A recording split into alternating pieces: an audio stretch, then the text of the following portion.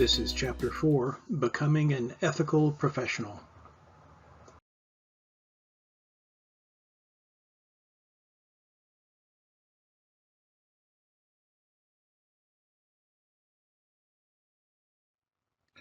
The text discusses three categories of influences upon individuals that help shape their individual moral systems. Biological factors, the idea of learning theory, both modeling and reinforcement, and then Kohlberg's moral stage theory.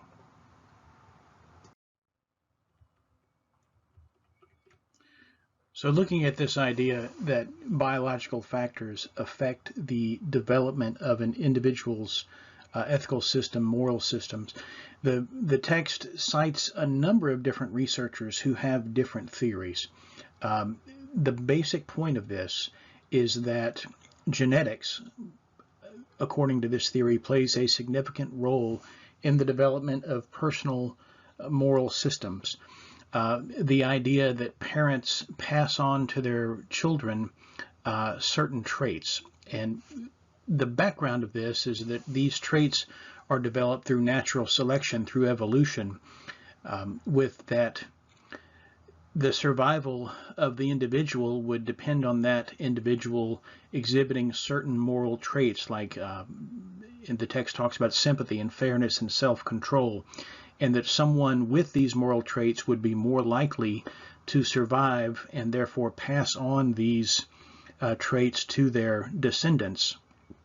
The text also looks at the idea that hormones play a significant role, because how else would these traits be passed on to descendants except possibly through the transmission of production of these various hormones that are linked to a lot of these different characteristics.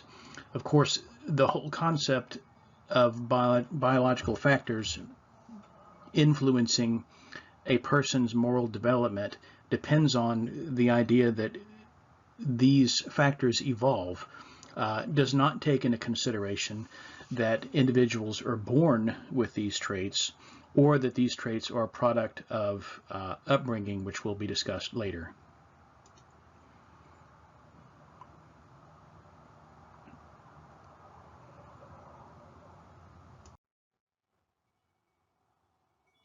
Now, in looking further into the effects that hormones have and the genetic transmission of levels of hormones have on the development of individual moral systems, the text makes an observation that hormones such as serotonin and testosterone and oxytocin vary in individuals, and also vary between the sexes, and that testosterone has often associated with producing behaviors that are aggressive, while other hormones tend to promote more pro-social behavior and tend to also promote aversion to harm, both individually and as a society. So the text asks the question then, since women tend to have less testosterone, less of an aggressive hormone, do they tend to exhibit more of a moral nature than men? And so the text goes on to discuss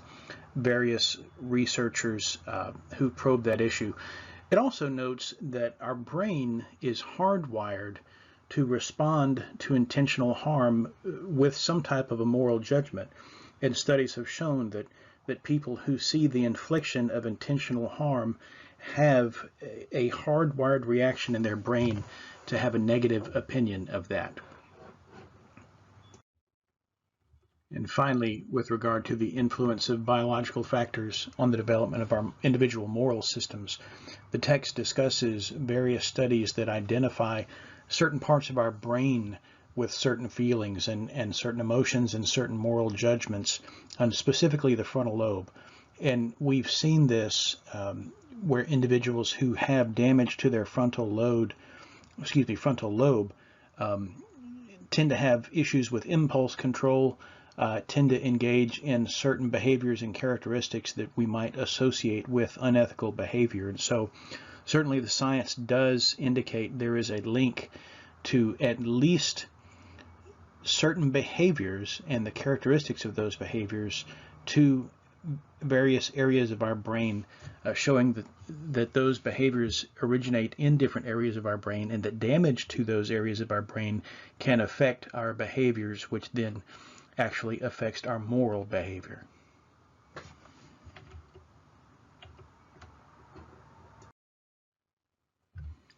So moving away from the genetics approach, the natural selection approach, to the development of individual morals, the text next looks at the idea that development of individual moral systems are a product of learning. The text examines two primary ways in which this development can happen. One is by modeling, where simply individuals observe moral behaviors in others and the effects of those behaviors, and see that it's beneficial then to model those behaviors, to duplicate those behaviors. And then the idea of reinforcement, that especially at an early age, kids are encouraged to participate in good behaviors, to make good moral decisions, and are reinforced positively for doing so or negatively for doing so. And certainly that influence of a parent or the influence of others can affect the moral development of an individual. The researcher Bandura has studies that indicate that people grow in terms of maturity, and that their moral development progresses as they age, from the simple rewarding good behavior models as a child to, as they become an adult, they start to see the effects of their behavior on society as a whole. And they start to recognize the importance of moral behavior, not just on themselves and not just for an immediate reward, but for more of a feeling of how their behavior affects themselves and others. And then the researcher also points to this sense of self-efficacy, this sense of competence in their individual behavior when the person looks at their interaction with those around them. And the text also talks about this idea of moral agency, and that is that as a person learns morals and how to make ethical decisions early on, and moves from this early stage of punishment and reward-based behavior to the idea that they're acting as an individual in a greater society, then they have the ability to make individual decisions to act in moral ways that benefit not only themselves but society as a whole. And finally, in looking at how individuals develop their personal moral systems, the text looks at what's called Kohlberg's moral stage theory. Behind this theory is the idea that as people grow physically, they grow morally as well. As their cognitive abilities develop as they age, then their moral complexity develops as they age as well. And Kohlberg sets up these basic three stages that everyone has to go through as they develop their personal moral systems as they grow older.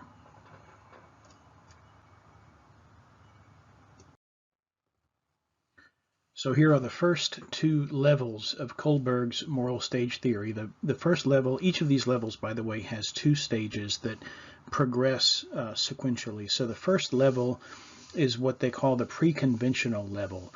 It's described as egoistic in that everything is focused on self. And so especially as a person is young, the very first stage of their life, their behavior is based on punishment and obedience. When somebody does what's right, they're praised, and when they do what's wrong, they're punished. And so a child is going to submit to authority based on reward and based on punishment. There's also the second stage of this, which is that the child recognizes that not only is their individual behavior governed by what happens to them personally, but their individual behavior also affects those around them. This relativity orientation term means the way that the individual behaves is going to cause the people that are closest to them to behave in a certain way as well. And so therefore the child then recognizes it's not just about me, that how I act is also going to affect how those closest to me act as well, and that means that's going to affect my life also. Again, pre-conventional level, focusing on the individual, the egoistic idea of self. The second level is the conventional level, this idea of how the individual fits into society, whereas as a person grows older, they start to recognize the fact that they're not just existing by themselves, they exist in a greater society. So stage 3 uses this term interpersonal concordance orientation. And essentially the idea is that the person starts to recognize that they want to act in a certain way so that others around them who are important to them consider them a good person. Not so much that it will benefit them individually, but that it's going to affect others and the way that others see them. And so they want to be perceived as doing what is right. And then the fourth stage, which is the second stage under the second level, here is this law and order orientation. So not only is a person concerned with being considered a good person by others, the person also begins to recognize that their individual behavior and the way that they relate to others has to conform with the rules that are imposed by society. They don't want to live in chaos. They recognize that society has to have order, and so they start to recognize the importance of acting morally in that context. Kohlberg's third level is called the post-conventional level, and it's the idea that an individual's moral behavior now takes into consideration something beyond those closest to him and beyond the law and order restrictions on their life. But this person now starts to consider how their behavior affects society as a whole. The person starts to recognize that going beyond law, there are principles involved that govern behavior, and the person tends to conduct themselves in a way that is for the greater good beyond just the immediate law.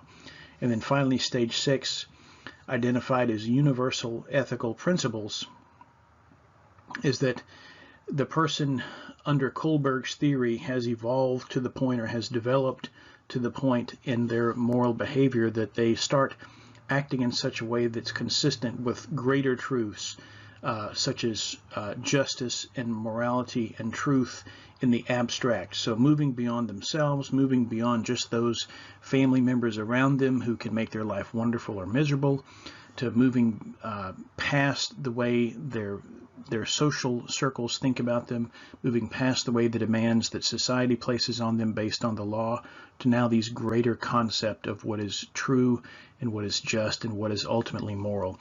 And finally, Kohlberg talks about this seventh stage that's really distinct from these first three levels. And Kohlberg makes reference to that there is something else out there that he calls kind of a soft stage of an ethical awareness based not on the cause and effect of these first three levels, but of this greater reason. The author identifies the term of agape love, the fact that there is something else out there that is beyond cause and effect behavior that could truly motivate someone's moral development, moral conduct, and moral thinking. So as with every scientist, every ethicist, every researcher, philosopher who has a theory, others will come along and have various critiques of it, and certainly Kohlberg was no stranger to that. Some of the criticisms of his model are that he focused too much just on the idea of justice and did not focus on all of the other aspects of moral conduct. He focused too much on rational reasoning as opposed to considering the ethics of care and the way that emotion can affect moral behavior. He was also criticized for the fact that all of his interviews and research were done with boys.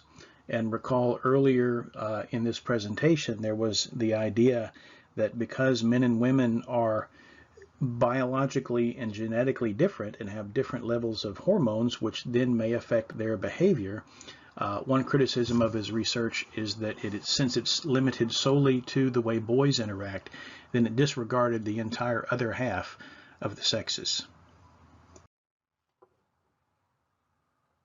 So Carol Gilligan was a student of Kohlberg, and she conducted additional tests and put forth additional theories. And one of her suggestions was that men and women have different approaches to moral reasoning, that men tend to be focused on ideas of justice, whereas women tend to be focused on ideas of relationship and care. And so because the two sexes approach morals and ethical decision making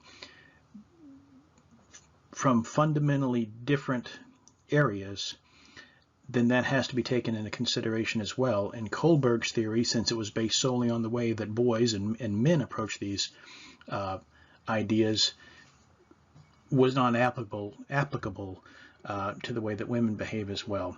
And the part of this text really kind of concludes with citing just a number of other different studies and a number of other different researchers who put forth various ideas about the differences in the way that men and women handle moral dilemmas and the perspectives that they come from. The interesting thing being the ultimate conclusion is that nobody really can say for sure. And all of these tests can be used, but they don't tend to accurately predict the way that someone is going to act in a certain situation based on their development in these models and based on the predictability of these models. So moving on from the study of how an individual develops his or her personal moral systems, the text is going to spend the rest of the chapter really looking at how individual moral systems are influenced, sometimes for the better, sometimes for the worse, by outside influences. The next 4 slides, we're going to look at the way that work groups, or even bigger than work groups, entire organizations can influence the way that an individual believes and behaves.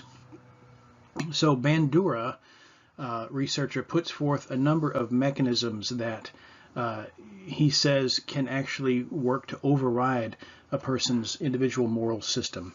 The text goes into a little bit greater detail here, but the first 4, moral justification, the idea that the end justifies the means, that there's a greater good to be had, so therefore the behavior is justified.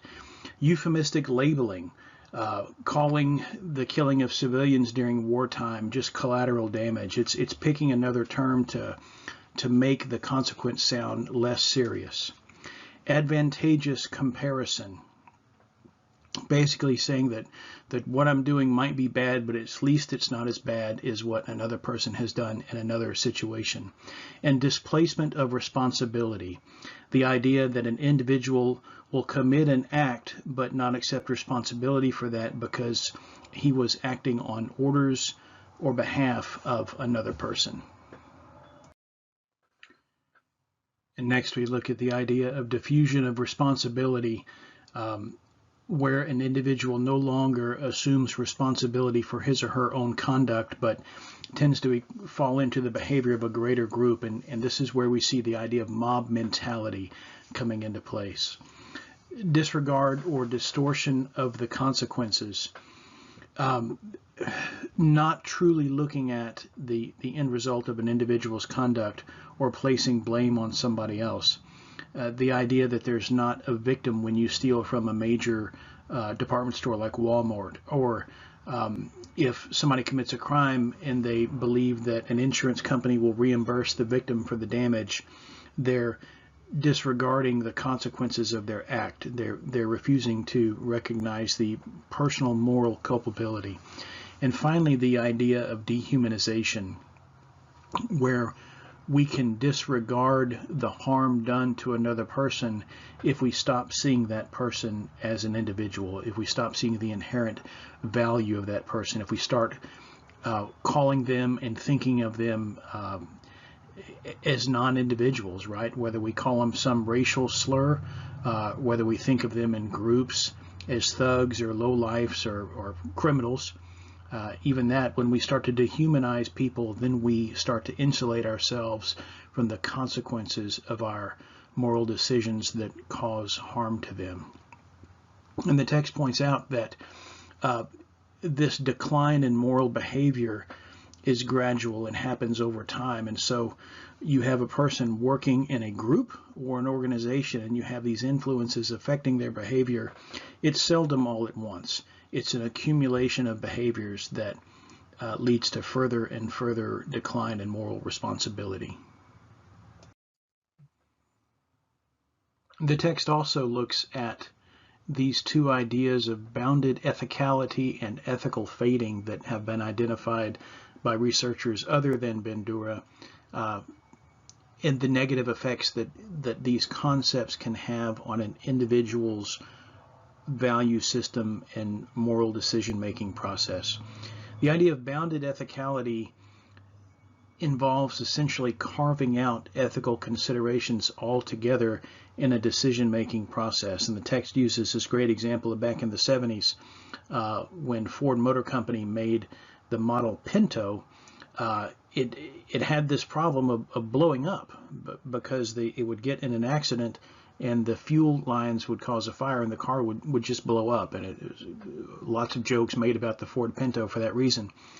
And Ford decided that it was cheaper to just pay out on some wrongful death lawsuits than to actually go back and issue a recall of the Ford Pinto and repair the problem altogether. So essentially the decision makers at Ford carved out the whole ethical concern of causing harm to others, bounded that out, and focused solely on the financial aspects of this.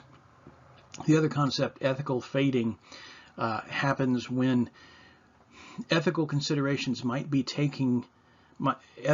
ethical considerations might be considered early on in a process, but once a series of actions starts and people get further and further along into the decision-making process, they consider the ethical ramifications of their behavior less and less. So the idea of ethical fading. Next, we look at these ideas of motivated blindness and perverse incentives. Kind of different words for the same concept. Motivated blindness comes into play when an organization's goals and intentions are so overpowering that the individuals in that organization begin to engage in unethical behavior for the point of carrying out the mission of the organization. The text gives some great examples.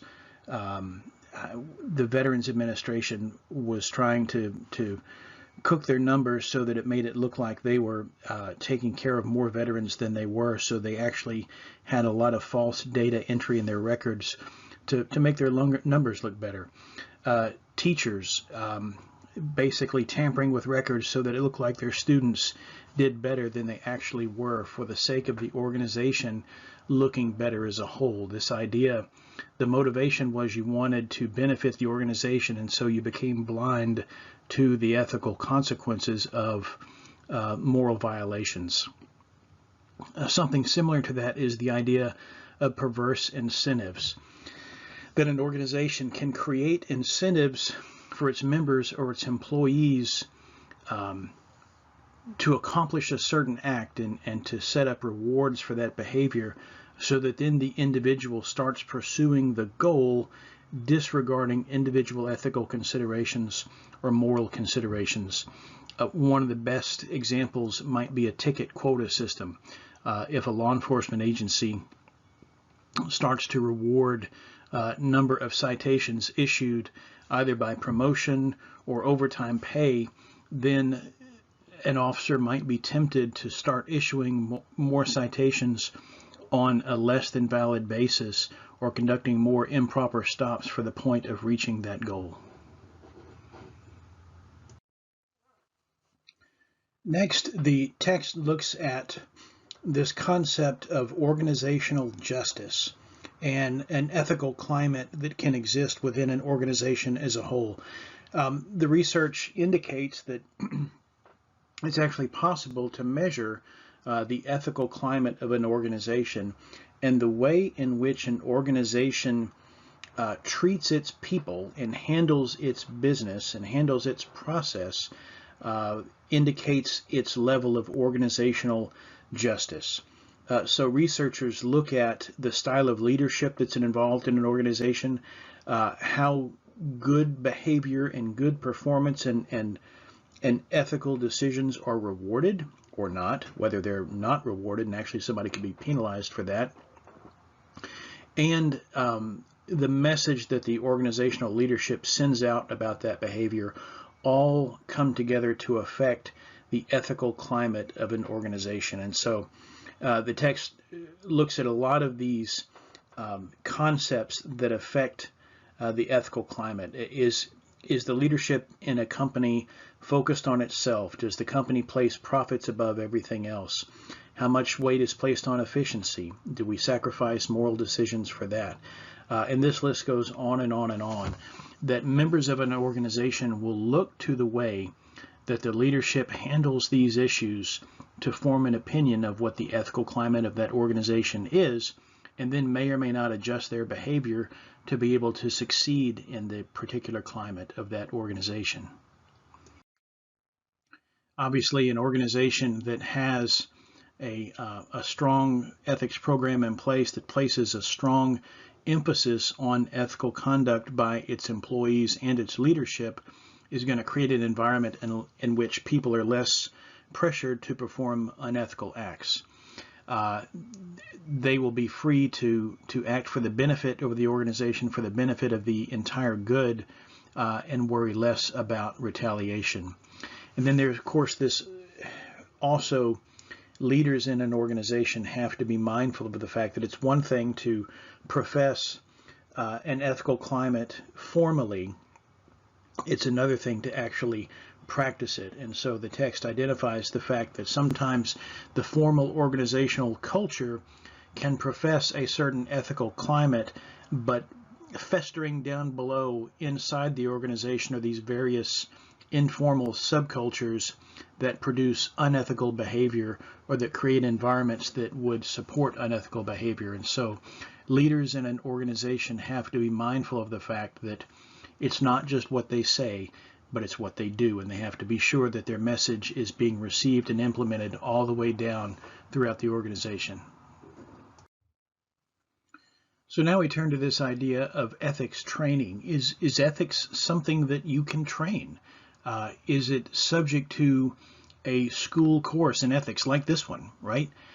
Is it something that can be superimposed upon an individual to encourage ethical behavior and discourage unethical behavior? Or does it all come back to individual moral profiles, like we talked about in the beginning, individual moral systems, and then the way they are encouraged or discouraged in the context of an organization? Well, in response to a number of nationwide, sometimes worldwide ethical scandals by corporations, there's been a lot of focus given to the topic of training people in ethics. And again, Kohlberg makes his appearance here and it has identified some of these things that he believes are necessary for moral growth.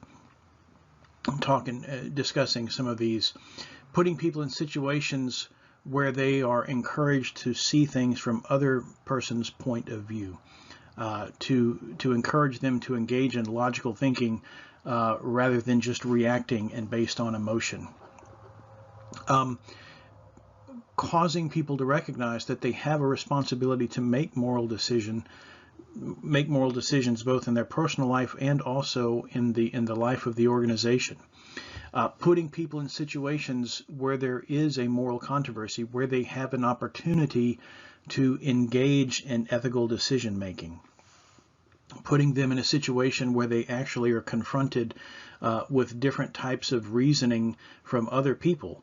And essentially that type of reasoning from people who may be more advanced in terms of their ethical development or moral development, and so causing people to see things from a different perspective. and then creating this environment of, the text calls it a just community, of an organization that creates an ethical climate, an ethical culture, and then encouraging people to participate in that. Most of the professions in their schools, be it an undergraduate program, a postgraduate program, professional training programs, all include some courses in ethics. We see that in law enforcement, we see that in law schools, we see it in the practice of law, the continuing ethical training courses. We see it in law enforcement agencies, judicial schools. And so one of the authors lays out this list of things that should be included in any ethical course, specifically as it relates to criminal justice. It's not enough for an organization to work to create a climate of ethical conduct and then to bring in ethical training and ethical speakers to try and superimpose ethical decision making on the members of that organization. That's not enough. An ethical climate has to be supported by the leadership of an organization, and there is just tons of research that's been done on what makes up ethical leadership and what is important to have quality leadership in an organization. And the text talks about this concept of authentic leadership and transformational leadership, the idea that the leaders of an organization are real and transparent, and that their behavior as ethical leaders works to transform that organization from possibly one of unethical practices, or one that just doesn't really care about that, into a truly ethical organization. And so the author identifies some of these characteristics of that environment where there is less social distance between the management or the leaders of an organization and the employees. There's interaction. There is encouragement that employees participate in the organization as a whole. This practice throughout of being consistent and conducting business and treating personnel with fairness and having integrity in the way decisions are made. And when mistakes happen, that leaders take responsibility for those mistakes and encourage others to take responsibility as well. Making sure that ethical conduct is rewarded and that people are promoted based on ethical conduct, and that unethical conduct is not rewarded and that it's discouraged. And expressing just an actual and real concern for the well-being of the members of that organization. And then there are some common characteristics of leaders in an organization who make unethical decisions on a regular basis, and these are some things that just typically tend to be there. Someone who is so goal oriented that they're not concerned about the consequences of their conduct and the problems that their actions might create. They are focused on themselves and their own success and their own ideas of what is right, that they're not willing to seek input from others. They have a desire to be in leadership and to be an authority over others. And they have their own set of rules, and they follow their own set of rules regardless of what others think.